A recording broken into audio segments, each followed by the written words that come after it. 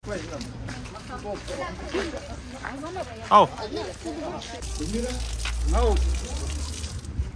Осындай да бізде сары су шығады. Штраф салып, бәлез алуға келмей-ақ қоюыңызды сұраймыз.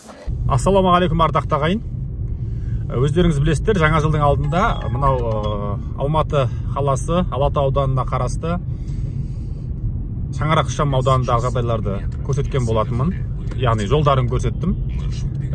Сол жерде күндізде, түнгі көріністерін көрсетіп, өзім жолаушы тасымалдап жүріп тап болған жағдайды көрсеттім. Сұрық тесік жолдарын. Енді ана жерден не жаяу адам жүру мүмкін емес, не көлікпен жүру мүмкін емес. Соны көрсеткеннен кейін сол ауданның, сол Шаңырақтың тұрғындары хабарласып, шақыртып, өйткені ол кісілерде тек қана жол мәселесі емес, ауыз су мәселесі, аялдаманың жоқтығы, жалпы әлеуметтік мәселелер шаш етектен екен. Соған байланысты түсіруге қазір келе жатырмын. Одан кейін міндетті түрде сіздердің назарларыңызға ұсынамын. Өздеріңіз қарап көріңіздер, пікір жазыңыздар. Қазір 45 автобус жүреді мына жерден. Бәрі балалар шалға секіріп өтеді. Адамдар ана ағашқа тығылады, жаңбыр жауса соның астына кіріп кетеді. Мына жақта вообще жоқ та, қазір қарап тұрсаң. Бұл жерге остановка негізі болу керек та. Адам кісілер тұрған жерде. Иә, мынау адамдар тұрған. Мысалы, жазды күні, мысалы, жаңбыр жауғанда ана ағаштардың арасына тығылады. Бұны айтқанымызға 2 жыл болды, мысалы, остановка жайлы. Ана тұрған 2 адам түсті. Иә, мына жақта да көшем. Жүргізген. Мына жерді мен өзім жаман қылаған. Мына жер тесік бәрі. Мына жерге балалар шаға құлады, мысалы. Бір жерге барып көрейік. Бізде Қарқара көшесін Әулиеға. Көңілім толық емес акиматтың жұмысына. Осы Қарқара көшесінде тұрамыз. Көшенің шықпаса енді білмеймін. Ауылдың көшесі бұндай емес шығар. Олай магазинге, дүкенге бірдеңеге өткенде шомылдырып өтеді. Қалай шомылдым мен Қарабатқа.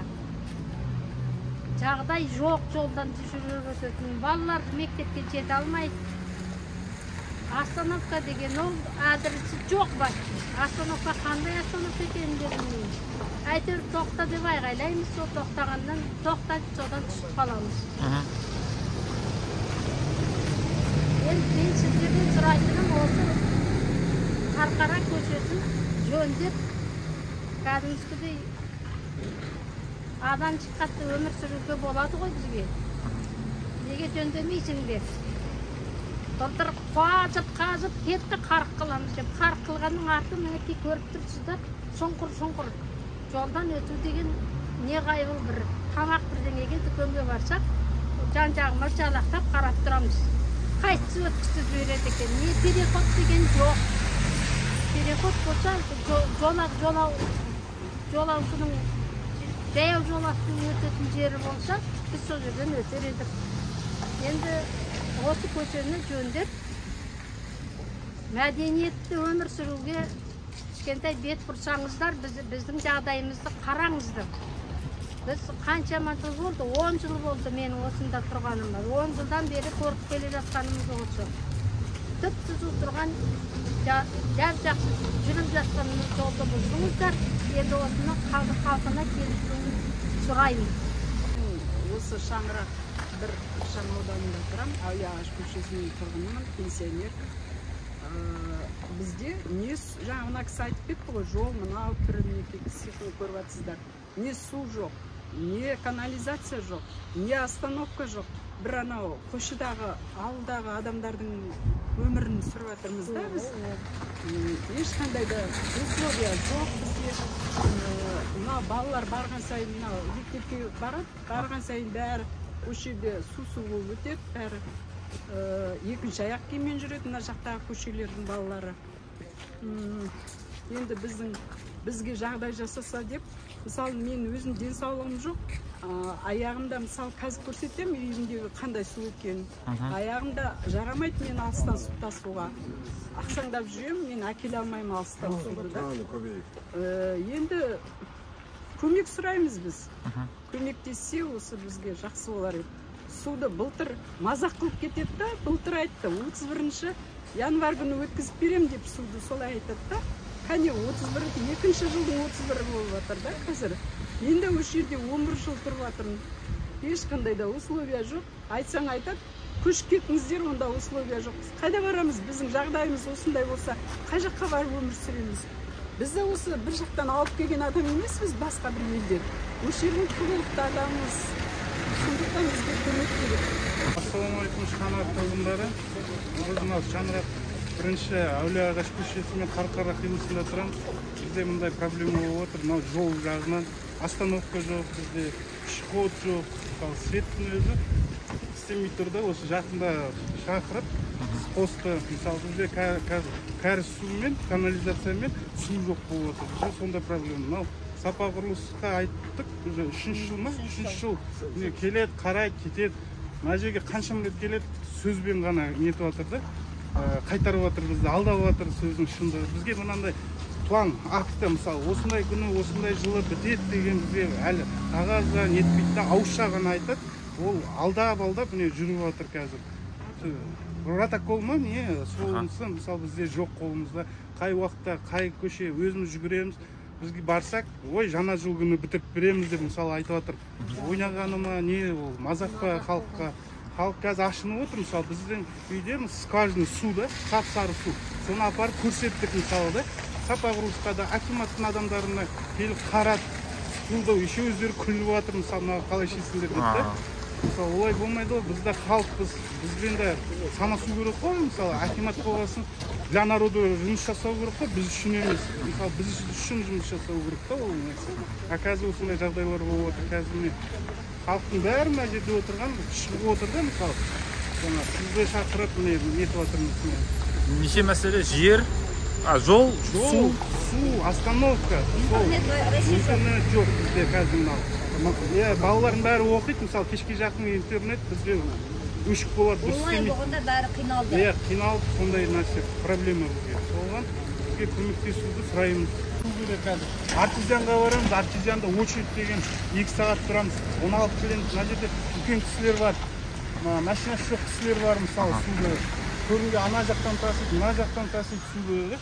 Сондай проблема бар. Габионда звондап, мысалы, қанша сезонында өзің звондап, 2 рет шаттықтан қамыс өткізіп, мынаны тазаламайды звондамыз. Құрметті қазақ елі, біздің көрші қауым осы Шаңырақ тұрғындарының жиналып шешілмей жатқан мәселеміз осы көшеміз. Онан кейін мына арықтар. Біздің мына осы көшенің бас жағында біз тұрамыз. Мына көшемен ғана бітпейді, мына біздің мына газға деп орнатқан мына газдың тұрбалары, стойкілері мына арықтың жағасында. Бұл жер деген 1 метрден астында су шығып жатыр.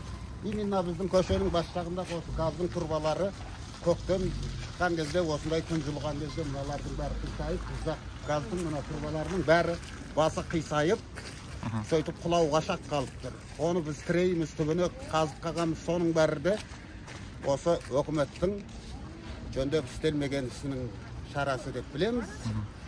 Сонда қолға алып, осы газдың тұрбалары құлап жатса, Құдай бетін арыз.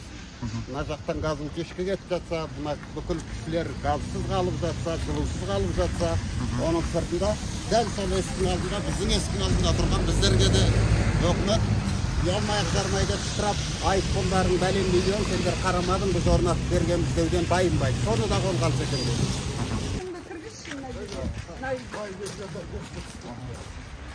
Өзінде көрсетсен ғой түспайсың.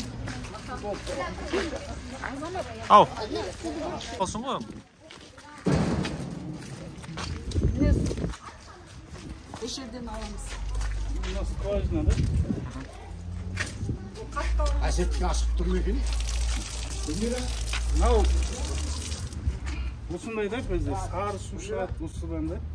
Мына жер астында қанша 20 метр ма? Әулие-Ағаш көшесінің тұрғындары, мен есімім Азиз Ибрахимұлы, Әулие-Ағаш Қарқара қиылысындағы көшеде тұрамыз. Бұл көшенің біз айтатын арыз шағымыз, осы біздің көше қазылған, қазып әлі солай тастап кетті, канализациясы да жоқ, суымыз да жоқ. Ал мына арыққа келетін болсақ, мына арығымыз бізде вечная проблема. Бұдан бір мысал келтіретін болсақ, 2-3 жыл алдын ана бір көршіміздің кішкентай бір 2 жасар 3 жасар баласы ограждение болмаған үшін мына жерде бар кішігірім. Ана жаққа ограждение жолдан баласы түсіп кетіп, реанимациядан бірақ шықты. Оны мен акиматқа қайта жаздым. Акиматқа жазған едім. Ана көшенің басында кішігірім сарыдан забор қойды да кетті соның.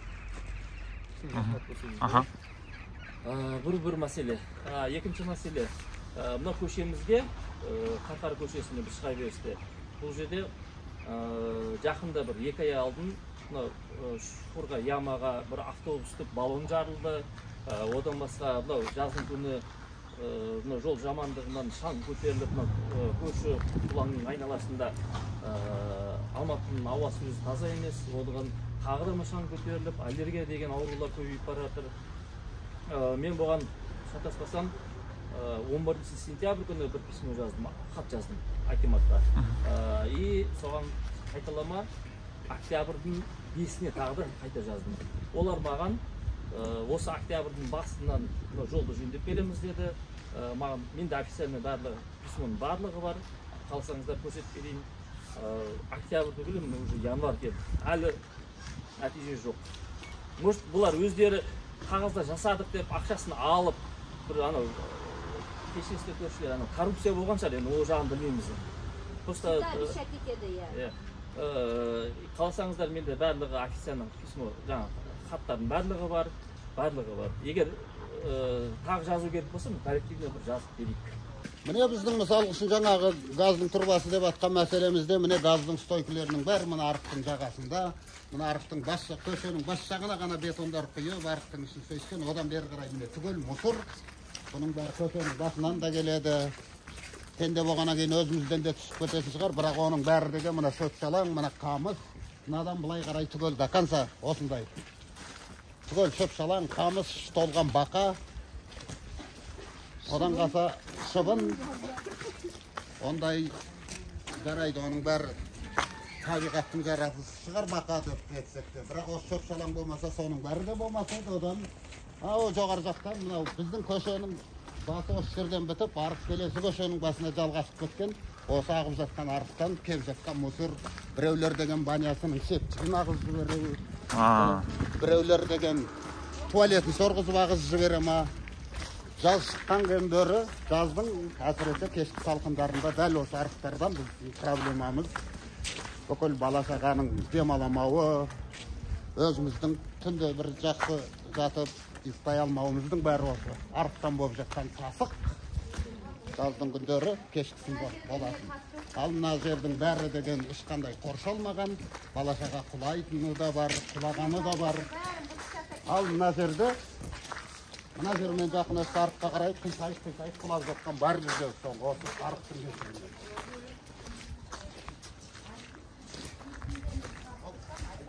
Жаңа сөзім дәлелі, бұдан бір 2-3 жыл алдын мына үйдің кішкентай бөпесі бір 2-3 жасар баласы есіктің алдында мына жерде ойнап жатып, міне прям мына жерге құлап реанимациядан бірақ шықты. Сол кезде мен акиматқа бір 2-3 рет хат жазған кезінде олар жарайды қойып береміз деді. Міне артыңыздағы керек емес жерге мен үйім алдынан қойды да кетті. Ал мына жерге ең керекті жерге мына жерге қоймаймын. Өзі жағдай мына жерде болған. Мына суға құлаған жас бала.